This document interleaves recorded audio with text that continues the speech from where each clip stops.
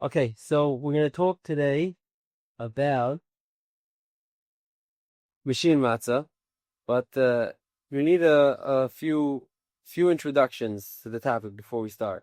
So, first of all, introduction number one, and I think this is the most important introduction, is that this is a little different than some of the other controversies that we've talked about. And in this way, as follows: a lot of the other controversies have been small-time people who tried to make innovations and were met with resistance by the Gedolei Hadar, who spoke strongly against them, and we know how that shakes out. What's unique about this machlekes is that on both sides is truly Gedolei Hadar, the biggest of the big, and the fight became extremely heated, and they spoke very passionately and personally about each other. And as we're going to read the Chuvas and read their own words, that's the first hakdama to keep in mind, is that the people on both sides that we're talking about are mamish, the Gedolei Hadar of the generation. Okay, so as follows. Originally, the Yemei Chazal, the way matzah was baked, was in every person's personal home before the Suda. A person and his wife would get together and they'd bake bread. They'd have matzah for the Suda like that. The Gemara in Psachim and Avkuf Tesvav days brings a drasha that says lechem aini. So the Gemara has a few interpretations of what the drasha of lechem aini is, and the third one of them is ma ani ishte mishager v'hu oife af matzah ishte mishager v'hu oife, which means ma ani, who cannot afford to buy bread from a different baker and can't afford to have a staff on hand, so he's busy stoking the flames of the fire and his wife is baking. So too matzah should be done in that manner, where the ani is stoking the individual is stoking the flames of the fire and his wife is baking. So it implies to us clearly that the baking that was done, b'yemei chazal, the matzah that was baked, was not an industrial matzah bakery that was pumping out matzah for many people. Every family on their own would bake their little matzahs at home, and that might be better or worse than a bakery, but that's how it was done. For better or for worse, that's how it was done. Now, the Rashbam, Afan the Gemara says that the reason why ani mishager v'ishleifa was because you needed the fire to be intensely hot. As you know about matzah, if the fire is not intensely hot, it can come to be chametz. So the ani had to be focused and keep stoking the flames to make sure it's intensely hot. That's the Rashbam learns it. So he learns it was a technical, practical matter that you needed to have all these contributors, all the participation in getting the matzah baked over there. Other Rishonim learn that the reason is because the person is supposed to involve himself in afiyas matzah. And from there, the Rosh, who is much later on, says even if one could bake in a bakery with helpers, you, the person, should stand on top of them and instruct them and make sure that you're involved in it. It's this din of ani mishager v'ishte. So what we see from the Rosh is that already in the Rosh's time, matzah had moved out of the home kitchen and already had come to some sort of structured, organized matzah bakery situation. And the Rosh is saying, Afal Pikein, take the din from the Zman of the Gemara and apply it somehow to our times. So we have, just to chart the course, Bizman Chazal, matzah was done heimish gebacht at home, everyone made it themselves. And by the time of the Rishonim, Tkufas Rishonim, we start seeing different innovations, different gzeiros, different rules to help, to aid with the halachas of matzah baking, which implies to us clearly that matzah baking was done in a more organized fashion in the bakery. If anyone's been to matzah bakery, that big bar that they use to knead it with, to make it easier, that's an invention that the Meiri discusses. Meiri is about 850 years ago. The Meiri discusses the invention of the bar and what to make it out of, how to use it. So that we already start seeing the matzah bakery environment being created around that tkufa. So now, that's facts of just how it developed. Now, let's talk about the issues that could arise in a matzah bakery. So there's many Gemaras, and each one links to like another different din, and a lot of them will be relevant to the back and forth of the different poskim over here where they would discuss machine matzah. So let me just share a few of them, just so we have some of the relevant information on the table in front of us as we go to the talk about it. Just for example, there's a din everyone knows: matzah needs mayim shalanu. Mayim shalanu means we draw water the night before from the air, you let it sit in a container, a sealed container, and use it the next day. What's the reason for that? So it's a Meforsha Gemara. Rashi explains, Shehamayonis b'mei Nisan hem chamen. Well water during the tkuf of Nisan are warm, they're hot. And Fresh Achama Hilachas Baisis Man B'Shipur Rikia. And Yefichach Asru Chachamim L'Shtamash B'Hem L'Tzerich Lisha. Therefore, Chazal asked you to use them, to be lush matzah with them right away. Take if mishiyitzim and aretz, to have like ein mayim chamin. It's like hot water, and hot water is not allowed to be used.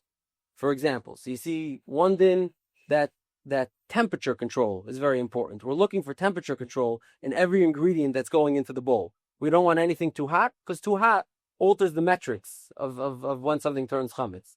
Another example is there's a shear. The din is that you're not allowed to be oif matzah. Akapanim medina the Gemara. One cannot be oif matzah in a batch that's bigger than the shear of challah.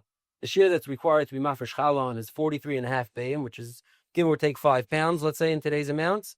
And the din, the Gemara says, and the Shulchan Aruch paskins like that, you can't make a batch of matzah that's bigger than the shear challah. What's the reason? The reason is because the time frame that Chazal described for us, that they said that something doesn't become chametz for a certain amount of time, they described to us the time frame of an average size batch. An average size batch is a batch that's sheer challah, not bigger than that. Bigger than that, all bets are off. We don't know. Maybe it gets chametz quicker or slower. Maybe it's too hard to knead it properly. Maybe you're not allowed to. Now, incidentally, the Mishabur brings down, and many places say this on the Beis Yosef, that was all true in the time when you were baking it at home, and it was a one-man show. Here's what you have in my love, maybe a baking. It was a one-man show. You were baking, you were kneading it. There's only so much one person could do. But if you're baking it in a bakery, and there's lots of izrim, and there's tons of helpers, and there's a big staff, so then shir challah goes out the window. And this is how the Mishabur brings down, that Lemaisa, he says, Be'ikr din ze b'yameinu, he says, Chazal were only chayshish for this amount when a person himself was kneading and doing it in his house. But and because a person can only do so much, he says, they didn't have yet this innovation, this press that we use to knead it.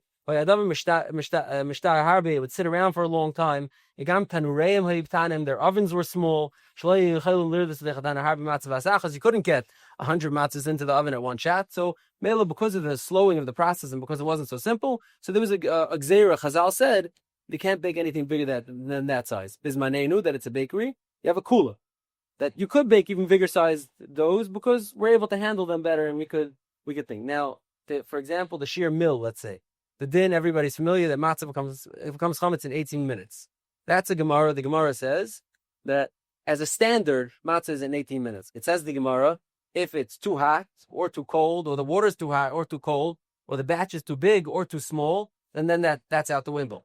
So meaning there's so many variables and so many chumras in shehiyah that Chazal, it's Gemara after Gemara after Gemara that Chazal are busy with.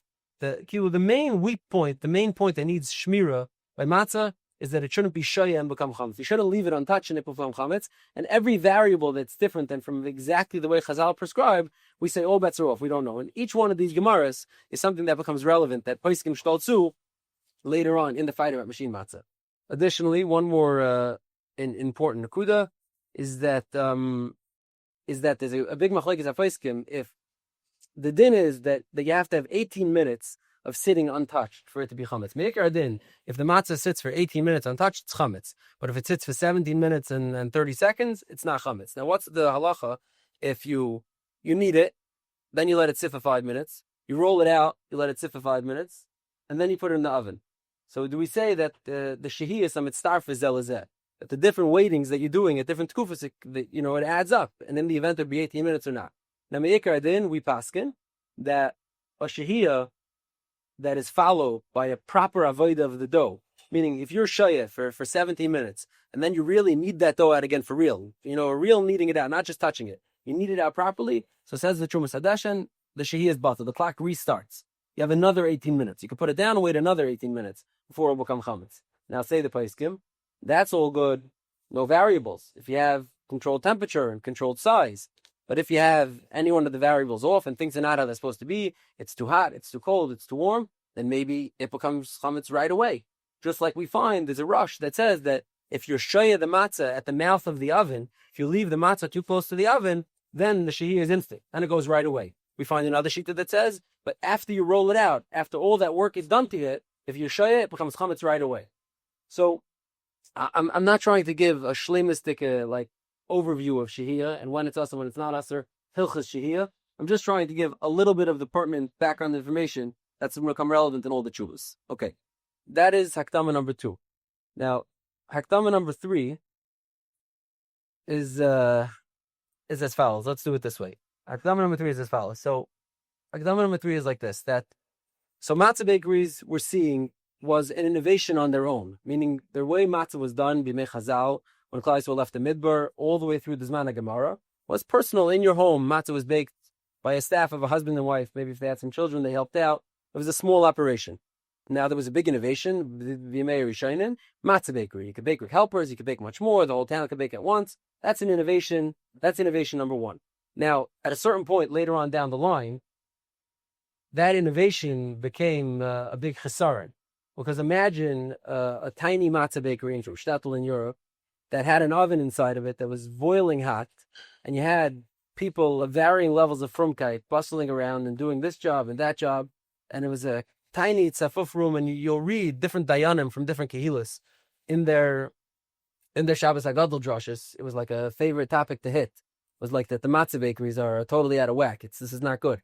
And I read a few different dayanim in their drushes giving speeches like describing the terrible situation. One guy says I came into the room full of hustle and bustle and shmuzerai. You couldn't tell they were Isaac in a mitzvah at all. There's a boiling hot oven in the corner over there. It's barely comfortable to be there. The people are passing things around the table. Who even knows what they have in their pockets? I don't know if these people are from. Another one writes that he saw one of the workers on the rolling line take out a sandwich between shift to shift and eat a little bit. It was so frenetic and so busy that he couldn't have lunch. He took his lunch. He brought lunch to go. He took lunch out of his pocket. He ate it on the line.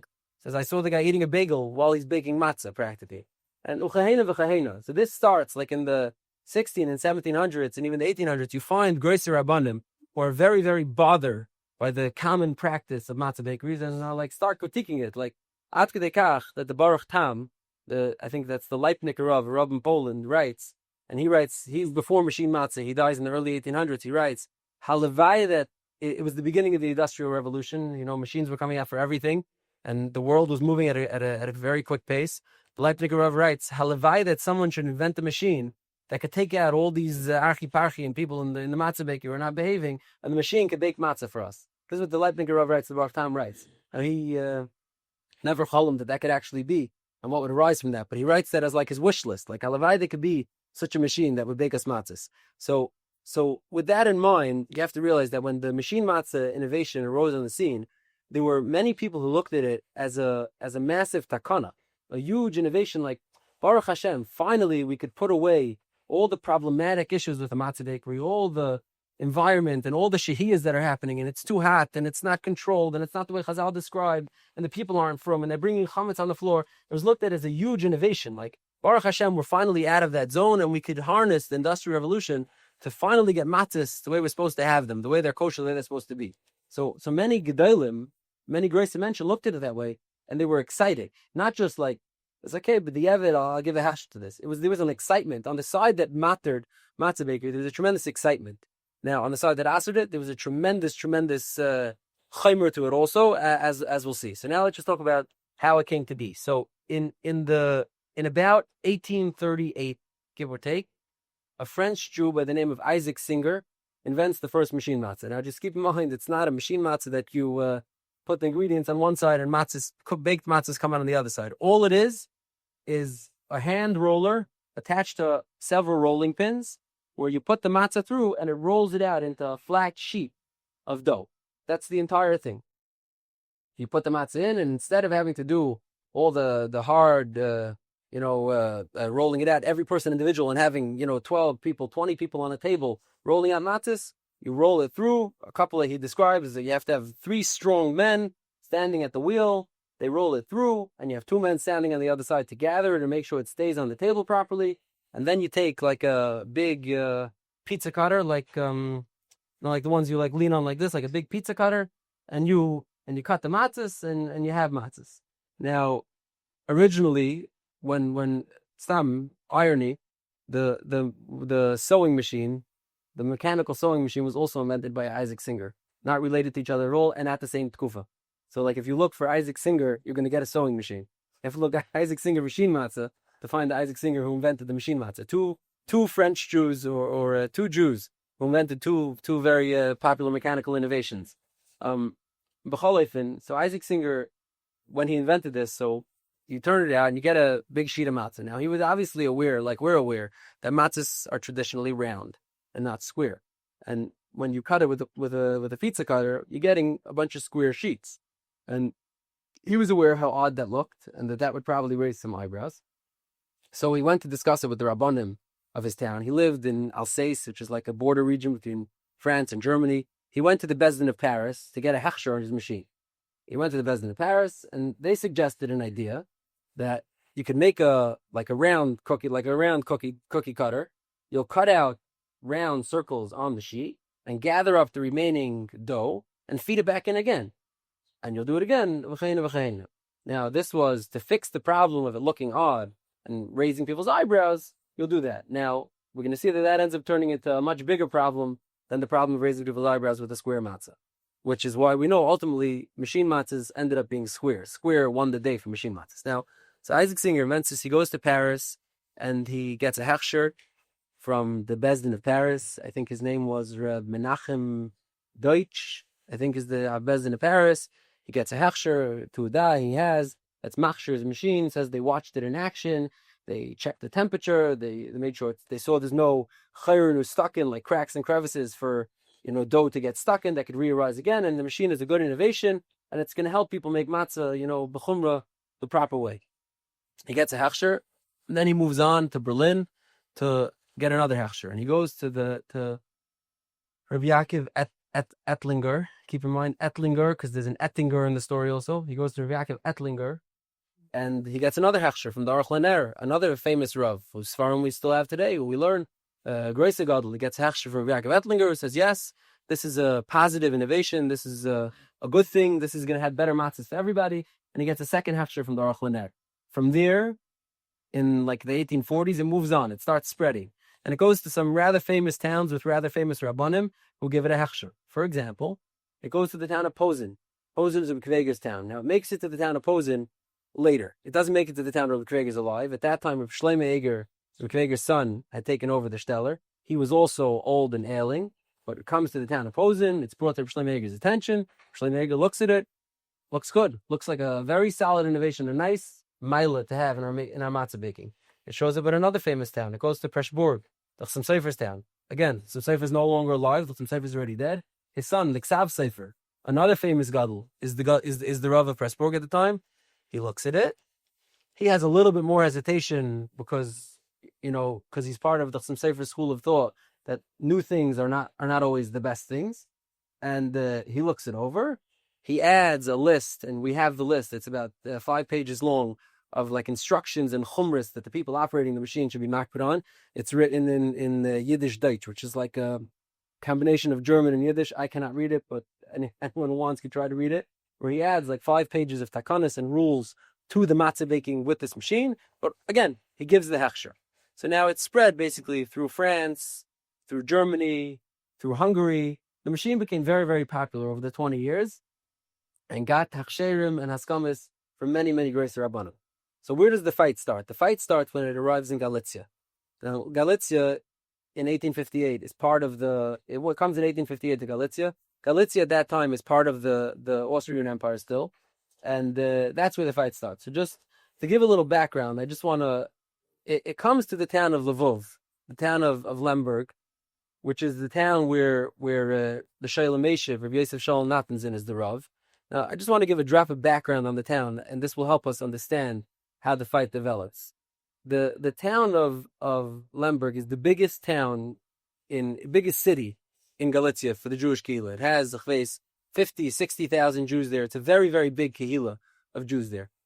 The Rav in the early 1800s was a famous Rav, the Yeshuas Yaakov. We have his Shuvas, we have his Svarim. Yeshuas Yaakov, Rabbi Yaakov Orenstein was the Rav of Lvov. Now, in 1840, Rabbi Yaakov Orenstein, the Rav of Lvov, is Nifter. And at that time, the Reform and the Haskalah had made its way to Lvov, to Galicia, and they start campaigning that a Rav in town has to be a college graduate. And because of this campaign, the local government, the Austrian government in the city of Lvov, passes a rule that only a Rav as a college graduate could be a Rav. And to accomplish that, they bring a Rav whose name is Abraham Cohn. Now, Abraham Cohn is a reformer, a proper reformer. a guy who possibly in his own life was not even Shemer Shabbos. He was a good speaker. He actually had smicha from Reb Shmuel Landa, the name Yehuda's son. So he didn't start off as a reformer. He started off as a regular guy. He got smicha in Prague. He takes a sharp left turn. Ad Kedei Kach, it seems in his personal life, he was Michal Shabbos. He petitioned the government that all the schools should have to learn German. He petitioned the government that Jews should have to wear clothing like everybody else. He was a real proper reformer. Now, they brought him into the town of Lemberg to be the Rav, and it made a bahala, tremendous bahala.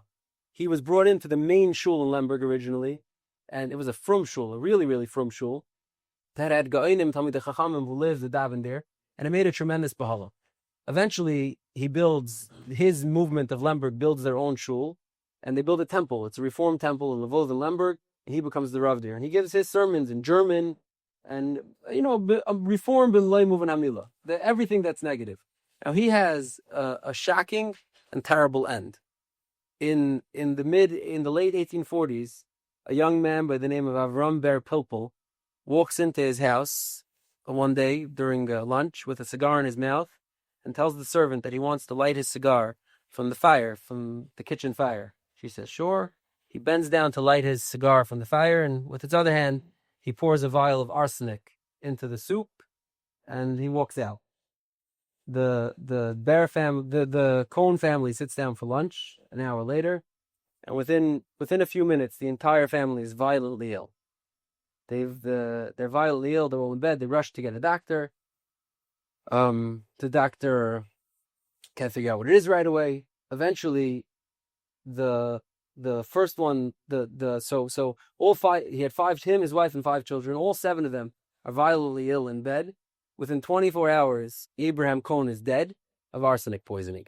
He dies of arsenic poisoning, and that's how they know it's arsenic, because they take his body and they test his blood, and they find high levels of arsenic in his stomach. His infant daughter, like a 6-month-old daughter, who obviously was given to taste from the soup also dies. His 4 children and his wife survive.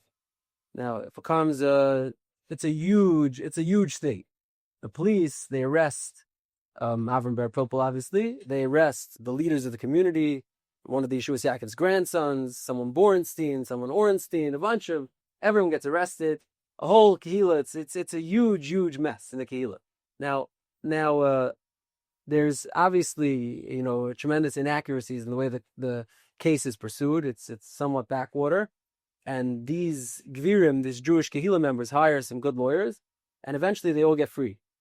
The reason we know so much about the story is because Mrs. Cohn, the almana of Avram Cohn, filed an appeal. Like, she sued the Austrian government because nobody got locked up for her husband's murder. And in it, we have all the details of the case. So now he dies, he gets poisoned. Now, we don't know if this is something the Rabbanim were pro, against. We have no idea. This is what happens.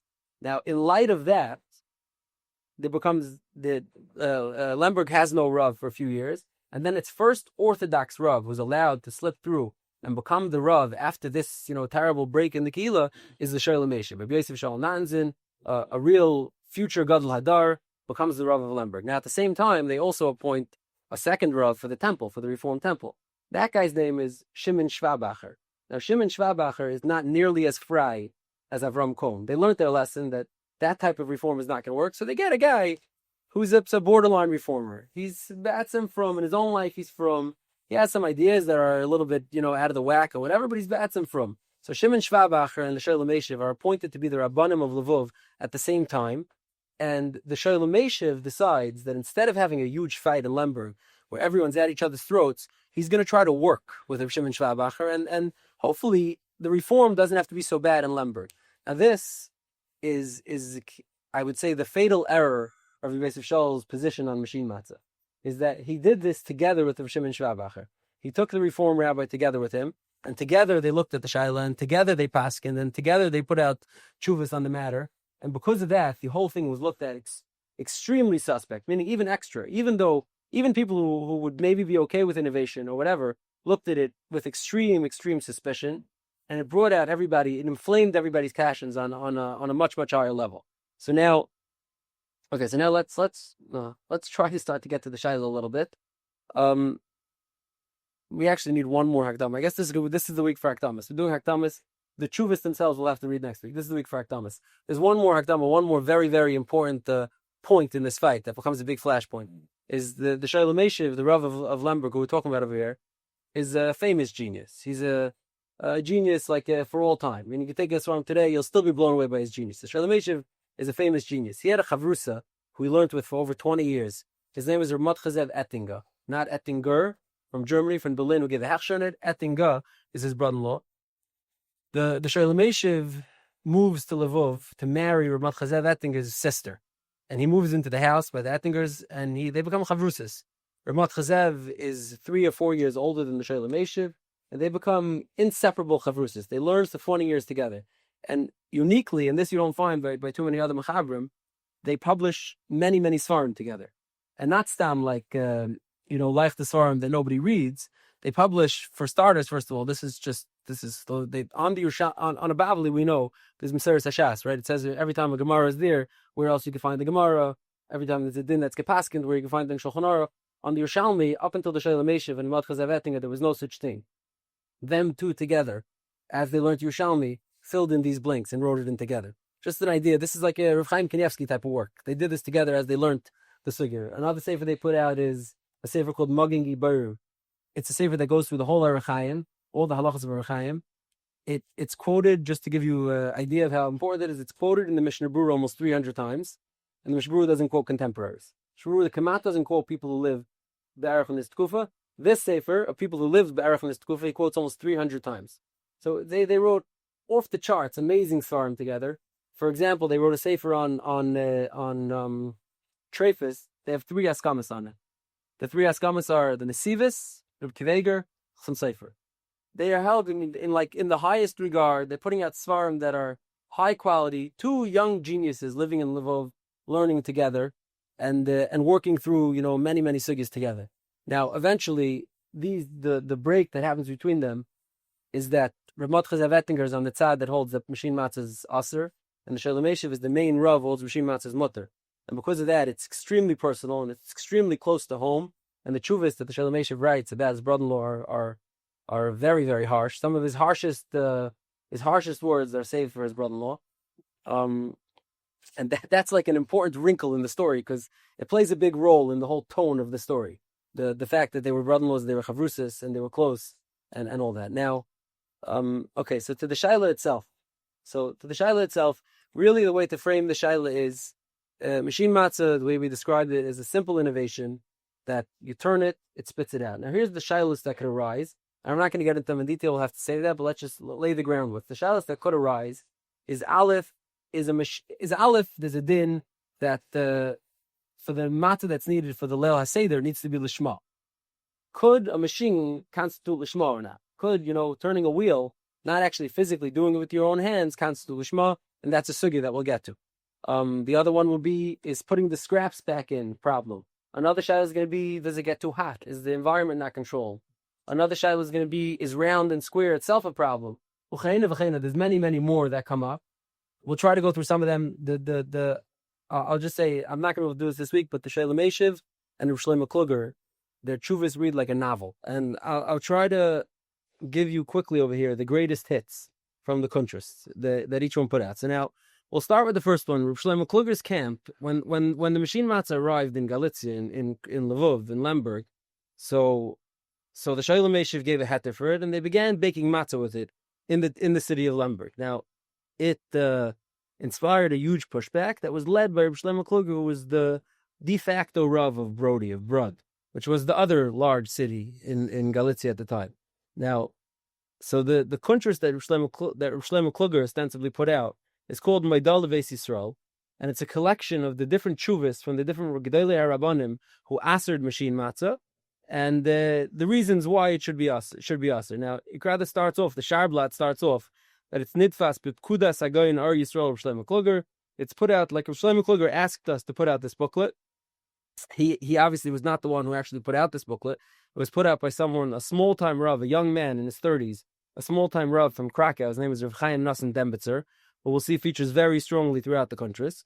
And he says that Reb Shlomo Kluger asked him to put out this kuntras, and then he collected all these things. Now, if you'll turn to the next page, literally, you'll see Reb Shlomo Kluger writes in his first letter, Amar Shlomo, he's contributing. He says, Kuntris hazeh nishlach ilai mesuder. It was sent to me fully prepped. Mikilu Kadesh Krakow. Veim kasvu zeh shalom daiti.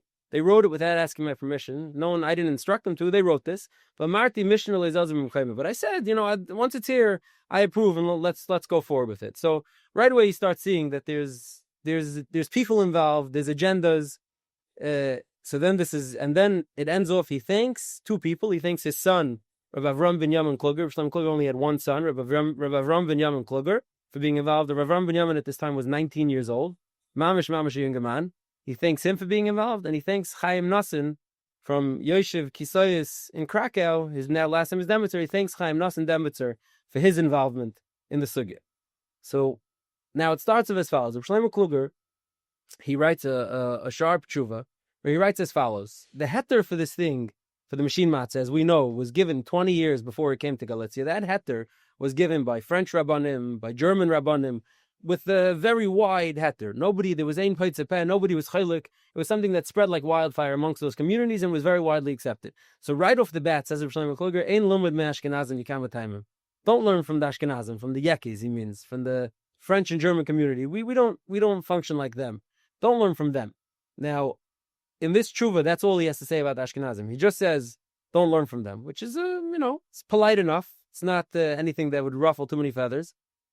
What was taken out of his tshuva in this kuntris is, in his own tshuvas, he writes much more strongly about how the Ashkenazim don't care about being shemer the Mesorah, and they don't care about minig avasayim b'yedayim, and the Ashkenazim have it all wrong, and don't look at the Ashkenazim. Now, that was edited out of this tshuva in this kuntris for whatever reason. They didn't want to ruffle the feathers of the whole all Ashkenazi Rabbanim, so they took that out of the tshuva. The Shalom Eshiv, in his response, says, Stamazai, the whole thing's a farce. You're tampering with the tshuva. You took out things that I saw already. Just keep that in mind. So now Shlomo Kluger is going to count out the reasons that he holds that the machine matzah should be aser. Dr. Reason number one, and this is mamish not a halachic reason. Dr. Shlomo Kluger, reason number one, he says, is because lehiyos shu goizel aniyim. It steals from the aniyim. Automation steals from aniyim. The people who work the machine matzahs, the people who are working, redlers and bakers and things, they're all the aniyim. And they look forward to the one time a year when their skill of just having good arms could count for something, and they could get paid for that. And you're stealing away that money from the aniyim. And he says, just like we find by Purim that we don't move the day to Purim too much because Ene aniyim are looking forward to that day. So the matzah can't be moved to a way where it steals away the parnasa from the aniyim, says Rav Shlomo Kluger. But Rav Shlomo Kluger is obviously aware that is not a halachic reason. In a real halachic way. So he says, nearly gimel timim the asru medina. He says, I have three reasons why it's asru even la halacha medina.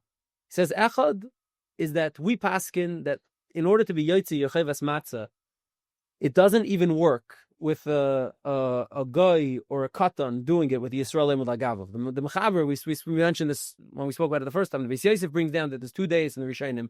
If matzah could be made, if the lishma of matzah could be affected by having a gadol imud al-gabon, even if the person who's actually baking the matzah is not capable of having a lishma, having intentions of lishma, could lishma be contributed by a gadol imud al-gabon? The Mechaber Lamaisa paskins that even a gadol imud al-gabon is not enough for lishma by Pesach. So says Rav Shlomo Kluger, we paskin that it doesn't work. So it says bevada idei machine given the anan kamel and the ein yotzen afilu basol charashet v'katan shein lemdas Yisrael lemud al-gabon nami lemahani. Just like it doesn't work with the charashet v'katan who are doing it because they cannot intend to do lishma, and the Yisrael lemud al-gabon on top of them doesn't effectuate lishma, so to the machine, you can't make lishma in a machine. A machine's a machine. You can't have lishma in a machine. That's reason number one. That's a halachic reason. Now, just keep in mind that the inyan of lishma by matzah is only relevant to the Laila Rishon of Pesach. The rest of the nights of Pesach, the rest of the days of Pesach, matzah is kosher, even if it's shaloi lishma. The reason that matzah needs to be lishma, that's an exclusively Laila Rishon concern. Now, v'oid shenis, he says, Harei Amrinon Perak Sheni the Psachim, that you need to have a zrizus v'shmiras yiseir by matzah. The Chazal are very phenomenal with it being an exceptional amount of zrizus and shmira in the matzah. And he says, Mi yedeya meisek hamashin mevatel shalayachmetz anu lemetzinu b'poiskim. We don't know what exactly is going on in these machines. We don't know how long the chimetz takes, and it's impossible to be Mekayim Chazal's warning that you need shimur and shmira like an extra level of shimur and shmira to the matzah if you don't even know, what makes it tick. Like we spoke last time, the 18 minutes is just given in perfect conditions. Once you're not in perfect conditions, we don't know anymore what affects the matzah. So how could you be Mekayim Chazal's azhara to be shomer and to be on top of matzah if you don't even know what's going on? That he says, that's number 2.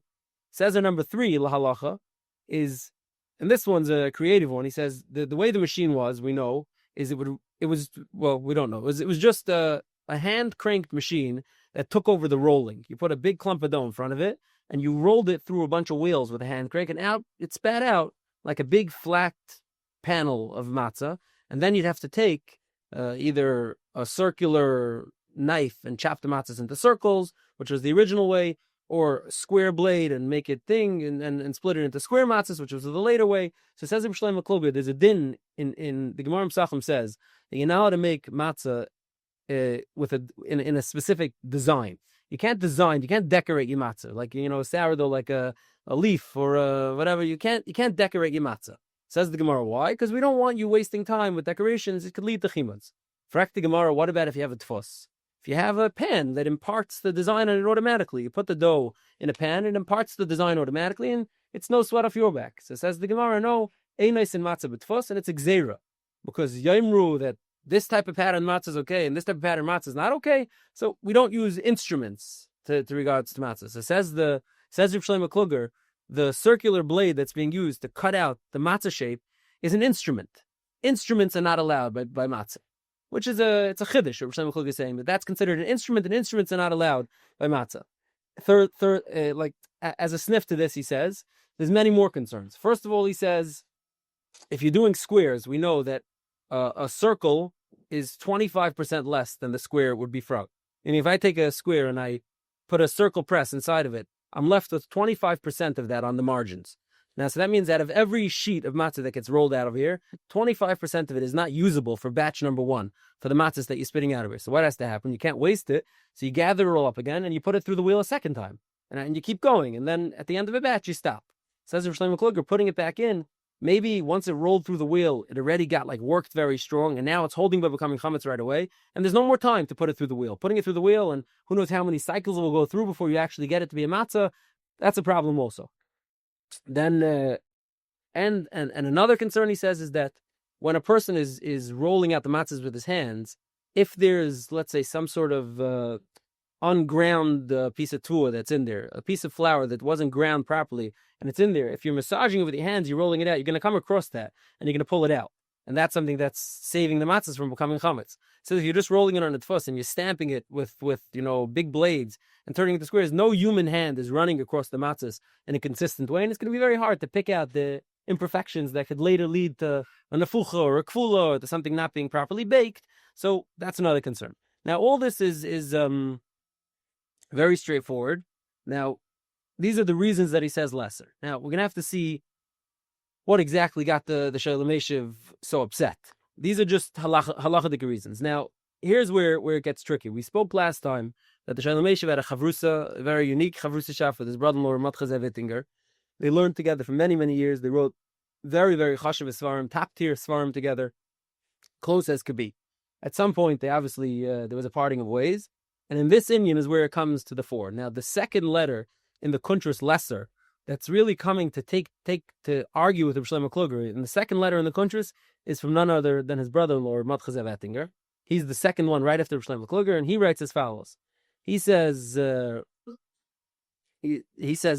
not feeling great. Imki ineni b'kava shleimus miharti bo hayoim lashivoi lafrishim meisura. I hurried today to respond to be mafresh meisura because this is a very important need.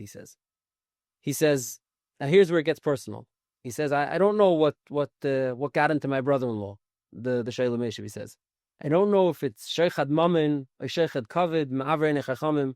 I don't know why he's not seeing what I'm seeing over here. I don't know what got into him. And he says, he says, I was invited to the original meeting with my brother-in-law, the Shalom Meshiv, to look at this machine and to see if it's negay to use for Pesach. And it was pashut to me that the machine was no good. And I don't know how my brother-in-law missed it. And I know that they already I was going to disagree. So they didn't invite me to the second meeting. And they overrode my opinion over here. And no one cares what I have to say in my town of Lvov. Then he continues with the reasons. And he says two nekudis. He says, first of all, when the machine is turning it on the wheels, on the metal plate, on the metal table that it's spitting it out on, it's heating the matzah. It gets very hot from the turning. It's heating the matzah. And by heating the matzah, again, we know once you're not in a controlled temperature environment, the chametz clock is all off. And we don't know when chametz happens. He says, I watched, I saw it was hot. And that's very problematic. It becomes chametz gomer. He says also, I saw that there are little pieces that get trapped in the sides of the machinery that stay there. And then who knows if in another batch they come rolling out, they get dislodged and they get worn back in. And those could be sitting there for who knows how long. They get stuck, then they come back out.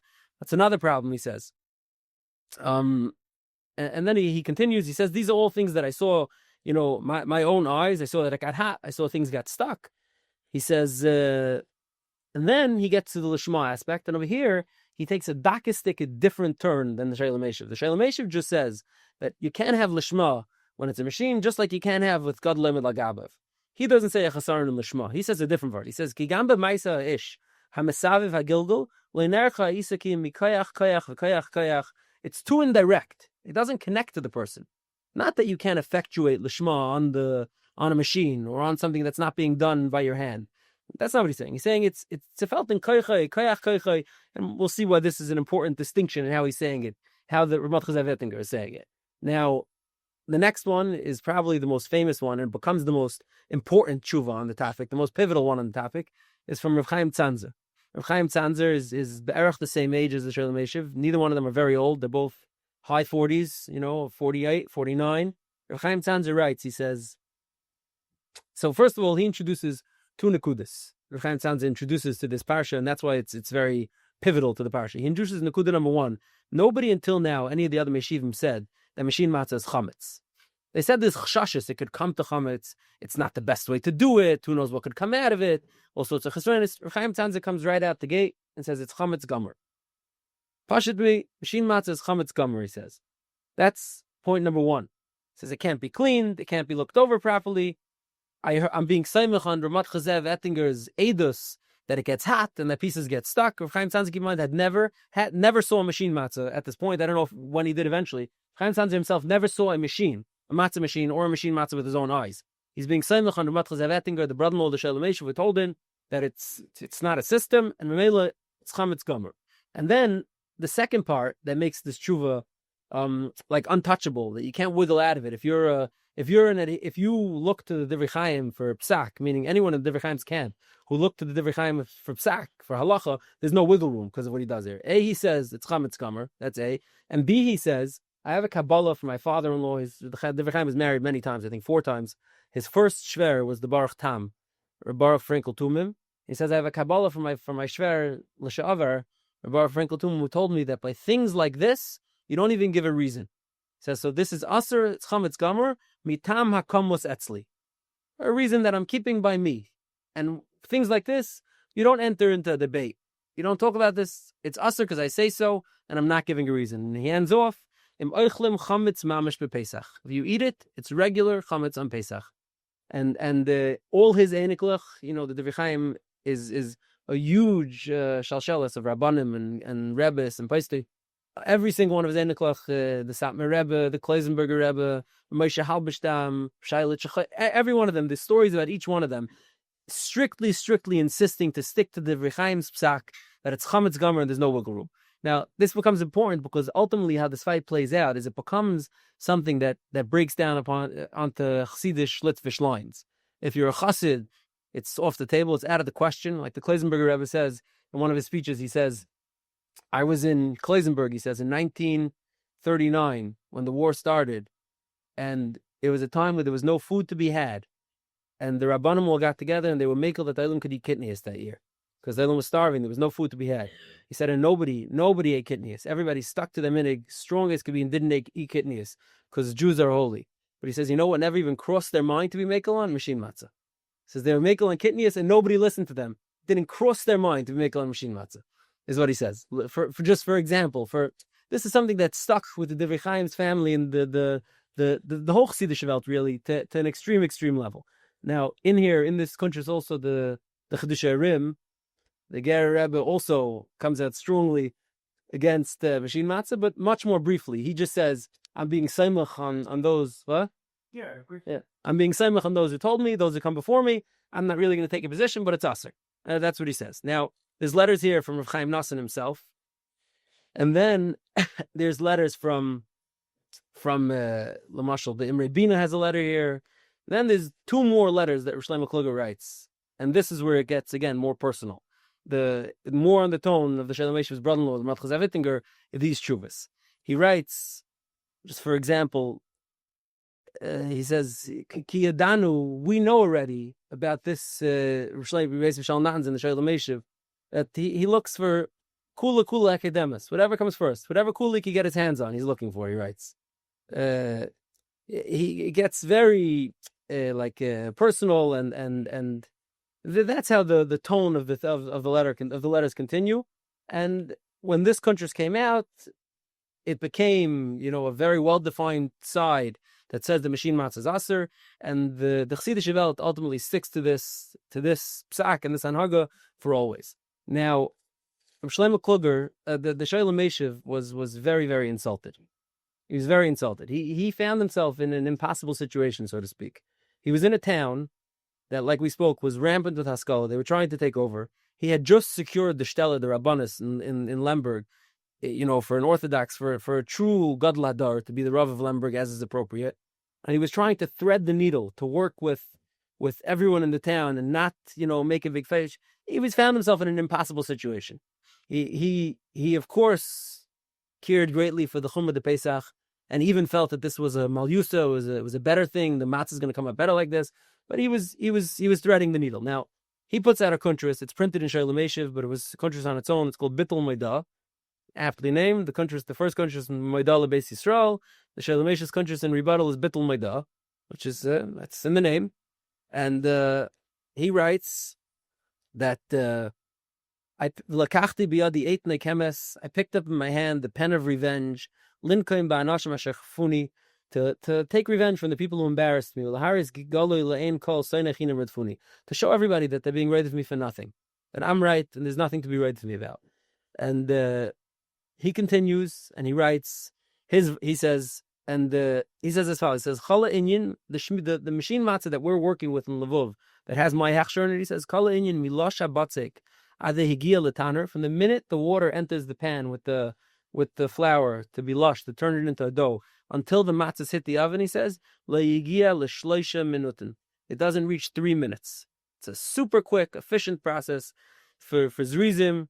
No one's lazy at all. And at worst, it takes 5 minutes to get the oven. And everything is benekiyas v'tahira in the best way, without any batzik that's stuck to anything, he says. He says, now between the first showing and the second showing, which we know from Rav Zavittinger that there was 2 showings, one he was invited to, one he wasn't.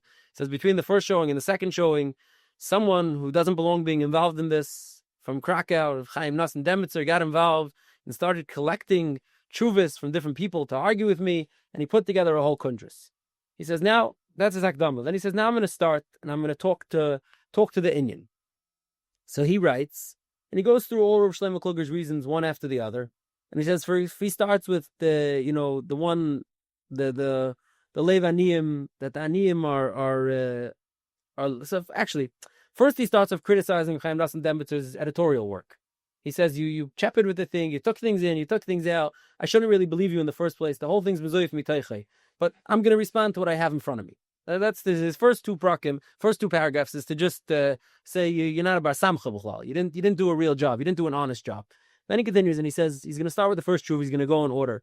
He says, I'm going to read this again with the Azhara in mind. He brings Rav Shlomo Kluger's first reason of Leva Aniyim, and he says, Amnam hevel nidafu v'tzchayke vilanu, made me laugh. He says, this reason made me laugh. And then he brings rayas from our Megillah, why it's not relevant. And then he continues with Rav Shlomo Kluger says that it's helping the Shema, because just like if a cotton's doing it and a gadol zemel agabav, that doesn't count, so to really shouldn't count. He says lo yadati masach. I don't know what he's talking about. Atu chashav shamashine nasa yedei kishuf. Shlomo Kluger thinks the machine happens like with magic. You wave a wand and it happens. You throw it in, it rolls itself out. It just comes on its own. Says a person's doing it. What is it? What doesn't pass Lishma? A person is turning the wheel. He's making Lishma. Of course it passes Lishma. And then he continues about the again, he says Rosham Kluger was concerned that it could come lidei chametz. He says, I'm telling you, it goes fast, it's clean, it's moving, there's no makam for chametz, nothing can happen. He talks about the concern that you're not going to find the broken pieces that aren't ground down properly. He says, no, over here too, we were makbid to look it over. As you cut it, you look it over, and if you see something that doesn't belong to you, pull it out. Not a concern. And he continues, and then he says, Ata natik atzmeinu l'mashakoshav Ramad Chazev. Now let's turn our attention to my dear brother-in-law, Ramad Chazev Ettinger, and what he wrote. He says, he starts off the letter that Asher ineni b'kav hashleimus. I'm not feeling that great, but miharti ba hayom lahashiva lafrush me'isura. But I rushed to intervene, to be mafresh me'isura. He says it would be better if you didn't rush so much. He says it'd be better if you rested up. You didn't have to jump and get involved. He says that's who he starts off. He says, second of all, I'm the Rav in town over here, not you. Chavrusis that we were, albeit that we were good Chavrusis, I'm the Rav in town over here, I have a bezdin, and you're mechuyev l'tzayis to my psakim. Don't rush lafushim meisur and levov, not your department. You should have just convalesced. I'll take care of the psakim over here. And then he says, this that you say it becomes chametz gamer, minasan rishus l'kol masa lichtev kain. Who gave his pen permission to write whatever it wants? He says, Lichtev masha chafetz. Ve'ene boish lemar sheker b'fnei kol. Not afraid to push a lie in front of everybody. I was there too. Doesn't happen the way you said it. It doesn't get hot. It doesn't turn into chametz. He says, you're not even a bad. And this is where the crazy part is how personal he gets it. He says, Ma'oid mo'id yipala be'enai. I'm like blown away by you. He says, Kinifna, that you followed Reb Shlomo Kluger's words. Asher be'emes, he says, Kamoini kamoyu yadanu. You already know that he just looks for chumras. He says, we've written him letters together when we were chavrusis. You know that he's just looking for chumras. And then now you decided to jump ship and go with him? Can't understand it, he says. And he says, Nishnar them, he says, before I showed up here on the scene, before I came to the house of my father-in-law over here, who were you? You weren't anything before I got here, he says. I taught him, I knew all his chesronis. I was always aware of his chesronis. And I assuaged everyone who was talking negatively about him. I told him, no, he's good, he's tzimzach. I took care of you. And anyone who loves the truth will be made that what I'm saying is the truth, he says. And then he says, even more shocking to me is he says, if you want to come fight with me already, but you know that I'm much better in learning than you. So you came with stupid tinus? He says, come with real tinus if you want to fight with me. This is literally what he says. How'd you make pashana mistakes? You should have chash prepared if you want to fight with me. You know that I'm tzimzach. Then he continues. He moves on to the Divrei Chaim, and he says the Divrei Chaim. He's a big gadol. He's a big Talmud Chacham. But why didn't you ask me?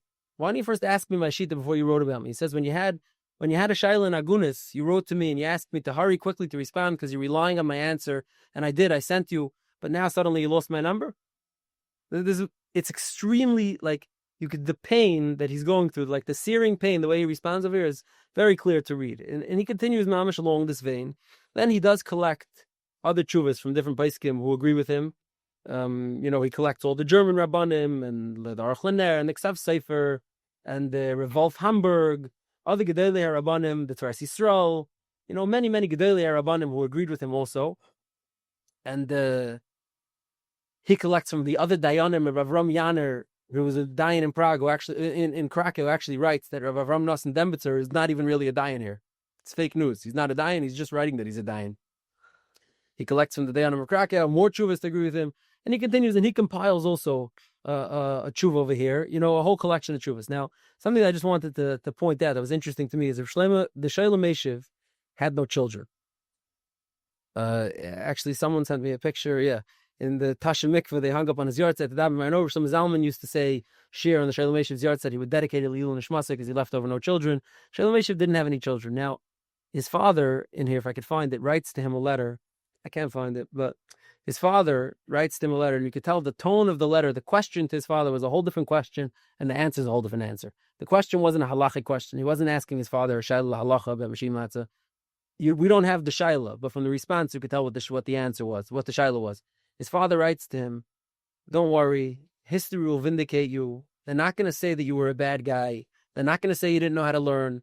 Just stick to your thing, learn, do your thing. Don't worry about it. No one's going to say bad things about you. So you could tell that the shayla that he wrote to him was that, like, I'm trapped over here. I can't give zechayetz over here. Lahalacha, it's a mitur. You want to know, in a perfect world, should I do it? Maybe not. But it's not a perfect world. I have to deal with the city that's in front of me, with the situation that's in front of me. And now they're attacking me and they're saying that I'm a kaldas and I'm mekel and I don't know how to learn. And where's my leg? What am I going to be here? I just got to. And his father writes him, like, history will vindicate you. You'll be fine. And Taka, the Shalom Meshav, goes down in history as one of the Gedolei Hadar. Everyone, literally everyone, on all sides of this conversation, and go down as from the Gedolei Elam. But the tone and the pain that's on both sides, the sharfkat that's on both sides, is just a crazy thing to read. Now, Lemaisa, what it comes down to is Tzim became a machlekes to Litvaks and the Chassidim, and it kept popping up like again and again throughout history. In Yerushalayim it popped up, and in Krakow it popped up. And Krakow is actually an interesting story. I'll just say the Krakow version. In Krakow, the Rav of Krakow at that time, it's like the early 1900s, was Rabbi Yosef Nechemia Kornitzer. He was the great grandson of the Chassam Sofer. He's Edim, but the Chassam Sofer had a son, Rabbi Shimon Sofer, became the Rav of Krakow. He had a son, I forgot his name, and his son-in-law was Yosef Nechemia Kornitzer. So he's a great grandson of the Chassam Sofer. And Machine Matzah arrived in Krakow. Now Krakow is Tif Galicia. It's full of Chassidim. It's all people who are Divrei Chaim people. It's people who Tzanzerov people. It's not people who should be following the Litvish brand of halacha. And the Shaila comes to him and he says, listen, I'm not going to give it out my hechsher. I'm also not going to come out strongly against it. I'm just going to leave it. I'm going to stand back. I don't have to get involved in it. Now, the Divrei Chaim had, I think, 14 children, Divrei Chaim, which is a crazy thing to know. Divrei Chaim was born in 1805, give or take. I could be off 5 years. Born in 1805.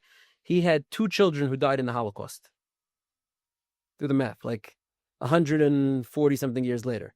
Divrei Chaim had children when he was 70, and who lived a long time. So the Divrei Chaim had 2 children, I think the Ratzverte and the Tchaive, who died in the Holocaust. So Reb Shaila Tchaive, who was the youngest son of the Divrei Chaim, he lived somewhere nearby to Krakow, and he became aware of the matzah machine arriving there. And he wrote a letter to the Marash Engel, who was one of the biggest poskim in Galicia at that time, saying that you have to stand up for my father's honor and be meicha that there can't be a machine matzah in Prague. And Marash Engel writes that, listen, this is a fight that's going on for, at this point, 100 years. But Avada, I have a tremendous soft spot for your family, for the Halberstams, for the Divrei Chaim, and etc. And of course, this shouldn't go on in Prague. Prague is Anash. Prague is people who follow the Divrei Chaim, will live with our rules, and then it shouldn't be here in Prague. You're right. I'm sorry, Krakow. Yeah, Prague, faket. Prague it belongs in. Krakow doesn't belong in. So Rabbi Yosef Nechemia Kornitzer, the Rav of Prague, takes offense. The Rav of the city that we're discussing takes offense, and he writes a letter to Marash Engel, and he says, there's a Rav here. I'm a qualified Rav. I'm aware of the Shaila. I didn't give it a hechsher. I'm not putting my stempel on it. Just me as a tamim, I believe that you can't impose something. He says that lahalacha is really mutter. Lahalacha, it's zichar mutter. You can't impose this hashkafa, this chumrah, that it's matzah on a whole big city like Krakow. Because there's all stripes, and you have to let it, and it will peter out on its own, and there's no reason for this. To which the Marash Engel writes back to him, you're right. I never expressed an actual halachic position. I happen to have a special soft spot for Reb Shaila Tchaive and the Divrei Chaim, and when he asked me, the old man, Reb Shaila Tchaive, asked me to get involved, I couldn't turn him down, but you're right, and the way you want it is the way it should be. And and no one spoke more on it.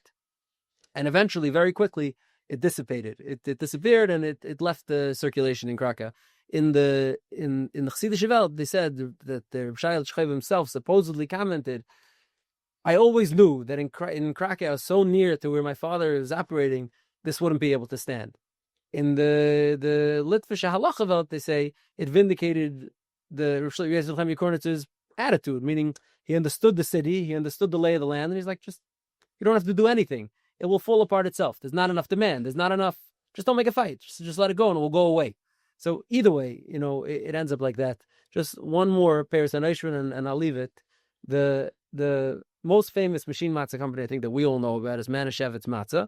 Manischewitz Matzoh opened in 1888. It's a very long time ago. It was opened by a guy, I think, Dov Ber Manischewitz. He came from the town of Salant, rather famous town. He was close to the Yosef Zundel Salant and of Shmuel Salant. He had a long weiße beard. He was a real good Litzvah. He came, he moved to Cincinnati. He was looking for Parnassa, and eventually he opened a matzah bakery. Now, he also ran into problems, but much less of a halachic nature, because there was no Hasidim in America. So there was nobody to put up a fuss.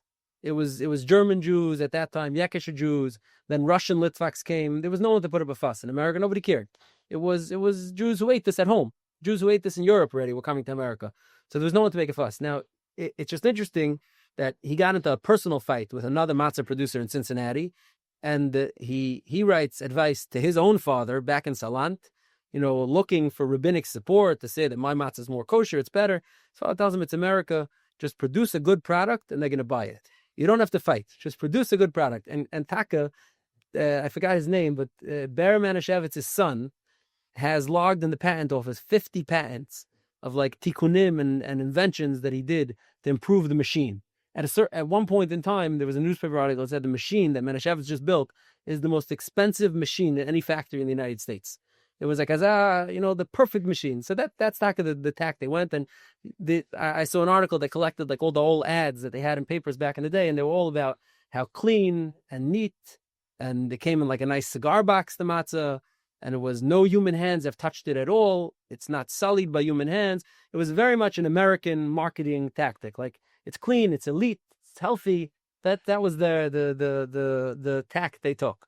Now, the reason why we know all these details about Manischewitz Matzah is because in 1948, they were sued by the IRS because the Manischewitz Matzah company had a yeshiva in Yerushalayim that they would support exclusively, and they had it written off as a business expense. We need to have a yeshiva in Yerushalayim that we train Talmidei Chachamim as a business expense of the Manischewitz company. Now, really, they were just Baalei Tzedakah who wanted to help the yeshiva. They had long, deep-seated connections to Yerushalayim from Salant. Still, there was a lot of connections from the Manischewitz family in Cincinnati to the Salants in Yerushalayim. But they wrote this off. Now, at that time, there was no such a thing as a charitable donation. Charitable donations being a write-off on a tax return only starts in 1955 under Lyndon Baines Johnson. So the IRS sues them and says, this is not a write-off. How is this a business? How is this a justifiable business expense? And in the whole discovery of the case, where the lawyers present the case, they give the background and the history of Manischewitz, and they explain how machine matzah is a fraught issue that's very, very tightly connected to major rabbinic discussion and rabbinic argument, as evidenced by all the rabbinic fights. And therefore, it's imperative for the company to have a school where they train rabbis who will be able to respond and deal with these rabbinic entanglements that could arise from the machine matzah. So maybe it's a half-truth, but it worked. And the IRS allowed them to write off the yeshiva in Yerushalayim as a business expense, even before charitable donations were introduced. Okay. Shkayach. You've just experienced another Torah class brought to you by TorahAnytime.com.